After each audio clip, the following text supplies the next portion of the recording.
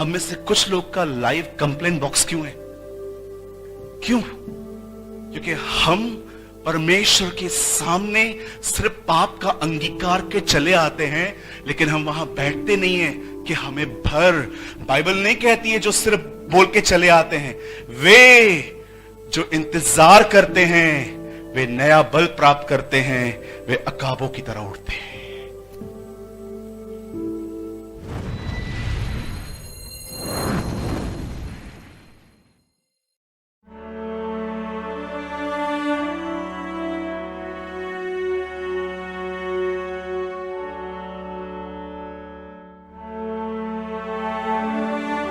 एक परमेश्वर के जन ने कहा, more prayer more power, less prayer less power, no prayer no power.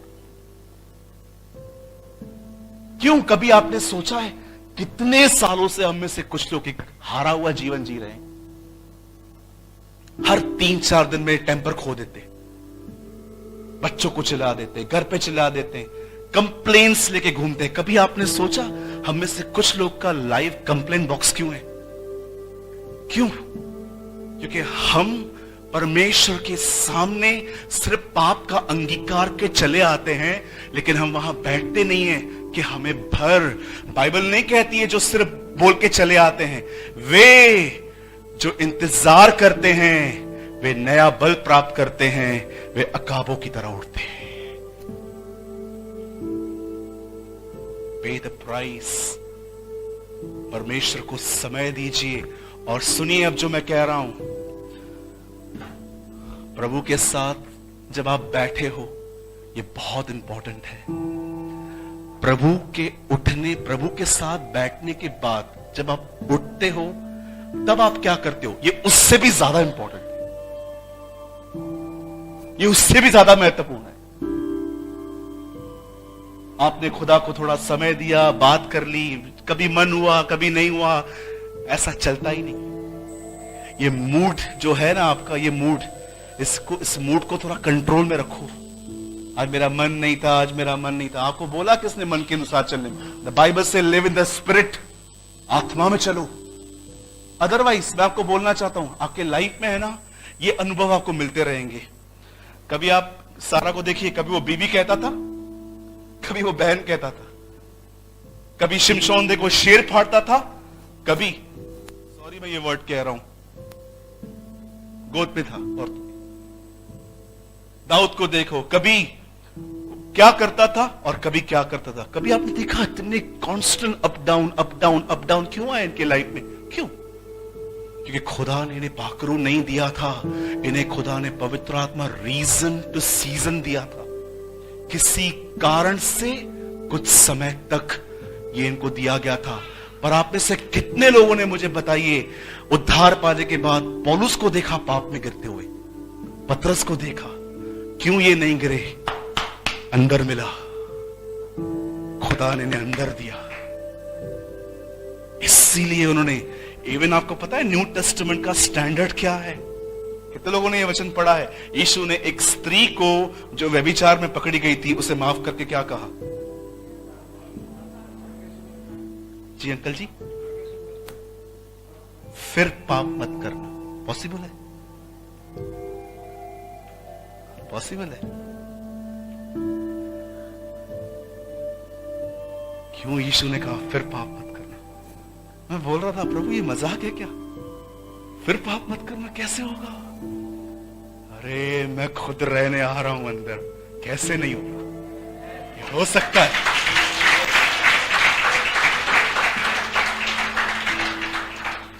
16 साल हुए, मुंह से गाली नहीं निकली आज प्रभु में आने के बाद। सिर्फ थिएटर में एक ही बार गया था, क्रैम्स्टन मूवी देखने, भाइयों के साथ गया था, वो भी अकेला नहीं गया था। हमारे उल्लासनगर जहां मैं रहता हूं ना, वहां पर बहुत सारे लोग मूवीज देखते हैं। फिर डर भी रहता है पास्टर ना मिल जाए, तो फिर क्या करते, डोंबिवली जाके देख लेते।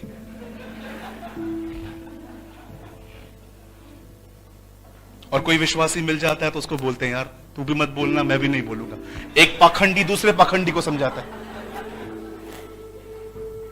आपको पता है मस्सी लोग मूवीज पे जाते हैं आज भी। एक भाई मुझे मिला, वो मुझे कबीर सिंह की स्टोरी बता रहा था। अरे क्या पिक्चर है। मैंने बोला जा बेवड़ा बन तू भी, जा पी जाके तू भी। क्या टीच किया इन्होंने तुझे, क्या टीच किया? यही ब्रेकअप हो जाए तो ये सब कर।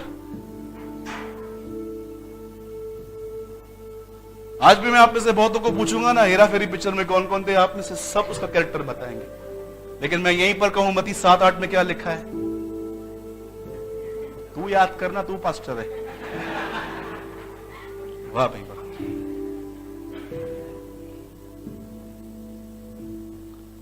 बंद करने से पहले एक आखिरी बात कहना चाहता हूं।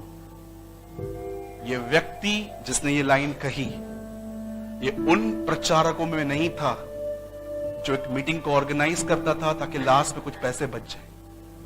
He is a man who walk with God. एक ऐसा व्यक्ति था जो परमेश्वर के साथ चलता है। और जानते हो उस बंदे ने क्या कहा? His name is Paul Washer.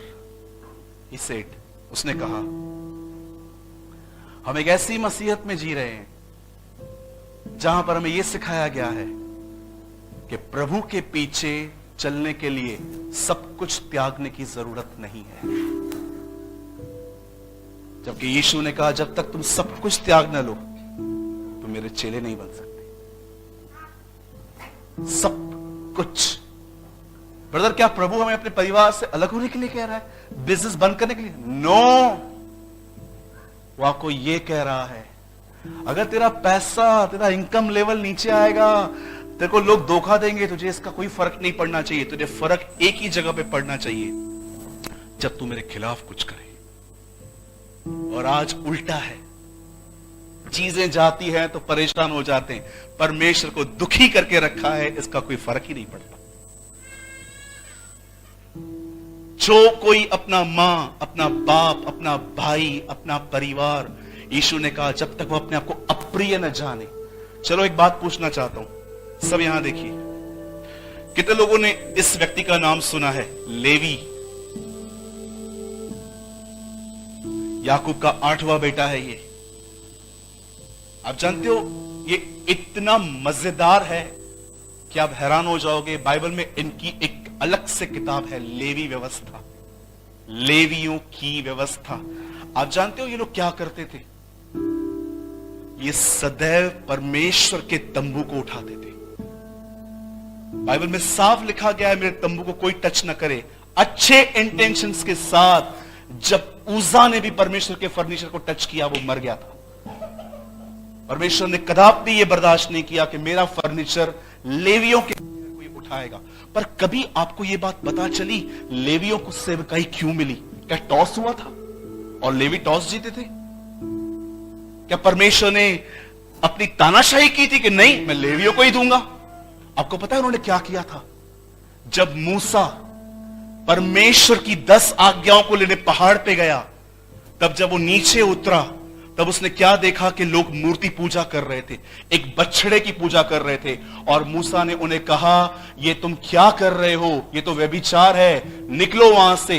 आप जानते हो जो पहले लोग भागकर आए वो लेवी है। और जानते हो जो लोग यहां पर आए उनको क्या आज्ञा दी गई? उस तरफ जो खड़े उन्हें मार डालो। किसी की मां खड़ी थी, किसी की बीवी खड़ी थी, किसी की बहन खड़ी थी वहां, और वो लोग गए, उन्होंने किया। परमेश्वर ने कहा ये वो लोग हैं, इन्हें सेवकाई मिलनी चाहिए। अब नए नियम में परमेश्वर ये तो नहीं चाहता हमसे, और ना ही परमेश्वर पुराने नियम में ये सारी बातें चाहता था। अब जानते हो परमेश्वर क्या चाहता है? आप अपने जीवन में सबसे उत्तम परमेश्वर को दो, तब ही तुम मेरे चेले बन सकते हो। और ये कोई नहीं कर सकता, ये सिर्फ पवित्र आत्मा कर सकता है। मैंने इस टाइम पे होमवर्क दिया था last week, I don't know कितने लोगों ने किया। याकूब 3 अध्याय, क्या आपने 3 अध्याय में क्वेश्चन पढ़ा? कौन जुबान को वश में कर सकता है? मनुष्यों में से तो कोई नहीं। बाइबल बताती है कोई अपनी टंग को कंट्रोल में नहीं कर सकता, सिर्फ एक ही है जो कर सकता है, पवित्र आत्मा। उससे सहभागिता रखो, उससे भर के जीवन जियो, अदरवाइज मैं आपको सच कहता हूं, आपके जीवन में up down, down up down, down up सब चलता रहेगा। आप बाइबल छुपा के चर्च में आओगे। मैं कई साल बाइबल को छुपाता था। एक बार मेरे मामा जी आ रहे थे सामने से, मैं चर्च जा रहा था, मैं नया नया था, तो मुझे बहुत लोगों ने कहा, अरे क्रिश्चियन हो गया रे, धर्म बदल दिया है, पैसे मिले हैं इसको। तो मैं सवाल था मेरे अंदर, मैंने बोला ये बोलते पैसा मिला, उधर तो थैली घूमती है, डालना पड़ता है। मैं सोच रहा था ये बोलते मिला, हम तो देके आते हैं उल्टा। वो पास्टर तो इतने बच्चे को बेचता है, छोटा वाला एक पास्टर बच्चे को थैली तरह, इतनी लंबी थैली कहां पेड़ों पहुंचता रहा बच्चा। ये हमारे चर्च में एक बच्चा होता रहा, ऑफरिंग लेता था, इतना बड़ा डंडा होता था, थैली होती थी, सामने खड़ा होता रहा, अंकल पैसा दो। मैं उसको बोलता जाना नहीं है मेरे पास। मेरे मामा जी सामने से आ रहे थे, उन्होंने बोला अरे, अब उनको क्या पता, वो नए बेचारे, उनको क्या पता हमें धर्म नहीं, हमें खुदा मिला था। अब जानते, जब वो सामने से आ रहे थे, मैंने से छुपा दिया भाई, तो मेरे जाते जाते बोले हाँ जा जा, तू तो उनका ही हो गया, जा। लेकिन जब मैं पवित्र आत्मा से भरा, उसी सेम व्यक्ति से जानते मैंने क्या किया। एक दिन वो सामने से आ रहे थे, वो कभी कभी अच्छी ब्रेकफास्ट लेके हमारे घर पे देके जाते थे, उनको अच्छा लगता था देना। एक दिन वो सामने से आ रहे थे, मेरी बाइबल ऐसी थी तो मैंने ऐसे कर दी। उन्होंने कहा ये क्या है? मैंने कहा आज रविवार है, मैं अपने परमेश्वर को आदर देने जा रहा हूं। I am honouring my God. कभी ये चीज देखी आपने? वही 3 बार इनकार करने वाला व्यक्ति इस्राएलियों के सामने खड़े होकर कहता है तुमने उसे मारा है, मैं गवाह हूं, I am a witness. Hindi में बहुत सुंदर लिखा है, तुमने जीवन के कर्ता को मारा है, मैं उसका गवाह हूं। इंग्लिश में लिखा है you kill the Prince of life, मैं उसका विटनेस हूं। डरपोक पतरस अचानक कैसे इतना मजबूत हो गया? जानते हो क्यों? पवित्र आत्मा से भर गया। पवित्र आत्मा से भरने का मतलब होता है परमेश्वर से भर जाना। God himself. जैसा परमेश्वर अंदर से है वैसे इंसान अंदर से। जब परमेश्वर को भर देता है, इसका अर्थ क्या है? जैसा खुदा खुद अंदर से है वैसे भाई तू अंदर से है। खुदा हारा हुआ नहीं है, खुदा डिस्करेज नहीं है, खुदा कंफ्यूज नहीं है, खुदा ग्लूमी नहीं है। Same you. इसलिए यीशु ने कहा जैसे पिता ने अपना जीवन मुझ में दिया है वैसे ही वो जीवन मैं तुम्हें देता हूं।